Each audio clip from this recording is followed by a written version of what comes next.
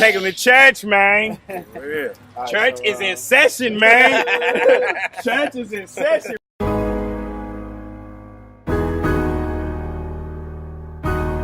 Take it to church, man. Come on. See? I love this life that I live, but the game just ain't the same. I love this life that I live, but everything done changed. I love this life that I live, but the game just ain't the same. I love this life that I live, but everything done changed. So rules, tips, and somewhat tricks on how to get off of paperwork. We're gonna start with rule number 1. Okay, and this may be the most crucial of the rules, in my opinion. You know what I mean? Because if you can control this, you can stop a whole lot of BS down the line. Rule number 1, do not smoke, drink, pop, or snort anything. There's no need. I can't say enough. I was once there. I was on the federal probation. I was on state probation, and I messed up. I'm not saying this stuff because I made it all the way through. Now, I popped a couple dirties. Yes, I did. At one point in time, my PO did walk into my house, and it was a cloud full of smoke because at 22, for some reason, I just couldn't not smoke. But really, I could have. You know what I mean? So I'm not telling you this stuff because I succeeded. I'm saying what should happen and what you should do for yourself. So if you can avoid smoking, just wait. If it's that important to you, get off the paperwork first. You don't want to do anything that's going to bring yourself back to being locked up. Think about how you felt when you was locked up, when nobody was writing you, when it was hard getting money on your books, when you didn't know what your girl was doing or this person was doing or that person was doing and you was tripping.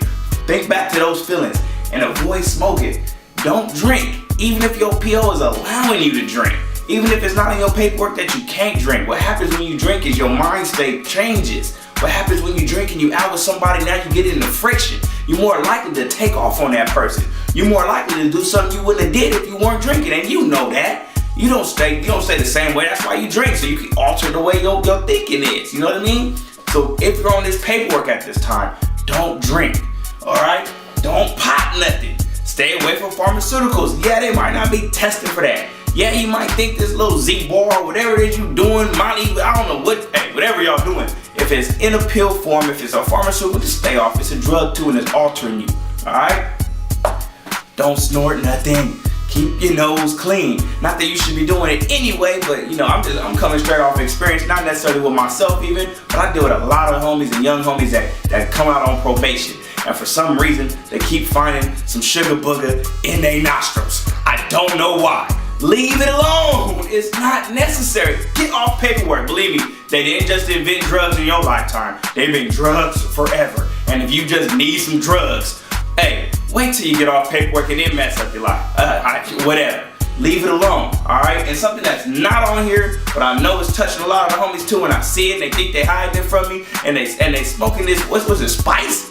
Man, I know homies that went dumb off the spice. I know somebody that died off the spice. You don't even know what's in there. You're smoking incense. Just, hey, do you have to, life is hard. Trust me, I know. I'm losing homies, bills. I'm stressed out too. You know what I mean? It's not an easy life. I know we've never had psychologists and stuff to deal with the mental stuff that's going on in our head. And we, you really don't even know what you're gonna do with your life, and you trip it. And you take these things to kind of push down your thoughts, put down your feelings, and to just to escape. They're used for escapes, and they're also used because you just want to fit in and be cool. But I'm telling you, man, if you want to get off paperwork, avoid those things, and you're gonna be alright. Yeah, man. So I just finished, basically letting the little bros and just big bros, everybody know, man. One of the first tip on getting off of probation successfully is leaving them drugs alone, man. Leaving the weed alone. I mean, all that stuff was here before they got here. It's gonna be here after. Our concentration right now, it ain't more so them not doing drugs. It ain't the just say no statement. It's the let's get you off of paperwork first so you don't keep violating and going back. So leave the smoking. Like I've had, I swear in the past year, at least 5 of my little homies that got out of jail went back in for sniffing cocaine. Like, man, is it that serious? I don't know if it's the party atmosphere or what is it, trying to be cool? Are you escaping something, some drama? I don't know what it is, but none of their lives was that hard Like, but then you go back to jail and do another 7 months, another year, man. Come on, speak on the Mac. Hey, you know what's so crazy too is that cocaine and crystal and things like that, even though these are tougher drugs, these are drugs that stay in your system the least. Crazy enough, the marijuana is what stays in your system the longest, you know what I'm saying? So if you are at a point where you're getting violated for doing cocaine, I mean, you kind of at a point of recklessness, you know what I mean? Because you should really be able to say, okay, I know I got a test coming up, let me stop. I mean, I know people that smoke weed that prepare for taking tests. So, I mean, if you're at a point where you're getting violated for cocaine, you just had a real point of recklessness. But I know at the same time, because I know people happen to too, that you have an addiction. And the biggest point of staying off parole and probation and not going back to jail is mentality, you know what I mean? So if you're doing a mind-altering substance, that's going to alter your mentality, you know what I'm saying? So I've been to jail 18 times, you know what I mean? I've never been to prison before, but I've been to every county jail in San Diego.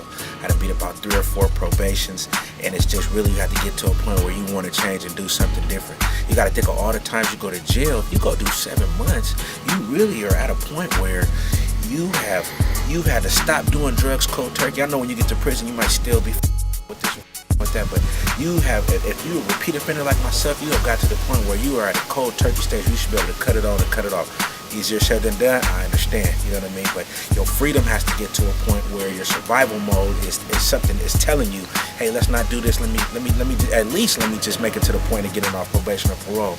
Let me at least get past that, because people think sometimes what you have to remember is that probation and parole does not mean you're out of trouble. It means you are kind of just halfway home. You are still in trouble. This is in lieu of the jail time. So when you have that 3-year probation hanging over your head, that means if you get violated, you still have this amount of time to go do. So you can't get to the point of feeling like, okay, I'm home, I'm out of jail, it's on. You gotta have that same mentality you was having when you was calling home. When I get out, I'm gonna do this. When I get out, I'm gonna do this, gonna be right. You got to have that same mentality. You know what I mean? But I think ultimately what happens for people is that you have to just get tired of going to jail. You have to get tired of going to jail. The last time I went to jail was the very week that they said they was gonna stop letting people get pictures in jail. You know what I mean? And all I had was like 12 pictures of my baby mama, and I was holding on to them pictures dearly. And people was talking about trying to buy them. You about to go home, Phil? Let me buy those. Let me let's trade. Woo woo, right? And I said, damn, it's about to be ugly in here for some people. You know what I'm saying? No pictures. I mean, that was kind of breaking my day. But ultimately, you just got to get tired of all of it. You know what I'm saying? And you have got to come out with a plan. You got to come out with a plan and stick to it. Case in point. And I know this is easier said than done too. I was talking to the homie here in the pen right now. He probably got like less than 3 years. And I'm just telling him, because I'm watching how people is coming home from jail, and I'm watching the difference in people that come home from jail. Are you coming home prepared, or is you coming home like you really don't got no plan? So I asked him, I said, hey man, what you gonna do when you get out? You know what I'm saying? He said, man, I really don't be thinking that far. I just be trying to make it every day in here. I don't even think about tomorrow. I think about if I wake up today and say I'm gonna go to school, I'm gonna go do this, I'm gonna go do that, then that's what I do. So I get that too. Sometimes you're in jail and you on a survival mode to where you're not really thinking that far ahead. But keep that same type of survival mentality when you get out here. Because like I said, you ain't all the way free just yet. And your PO and your parole officer, they wanna do nothing more than to send you back to jail. They got a place for you. You know what I'm saying? So you got to, like I say, bigger than anything is your mentality. You gotta have your head on straight, and you got to get tired of it. You got to outgrow the situation. You got to get to the point where you feeling like, okay, what's next in my life? You know what I'm saying? Because I know people that went to jail 10 years, 12 years, 15 years. I know 3 people went to jail 15 years and came back. You know what I'm saying? And got on with their lives like nothing ever happened. My partner, the parents live right there. He did 15 years, and now he done moved on with his life. You know what I'm saying? And that's what people got to do. But at the same time, like I said, I guess you got to get tired of it. And some of y'all ain't tired of it, and guess who ain't going to get tired of it? The prison system. So it's whoever get tired first.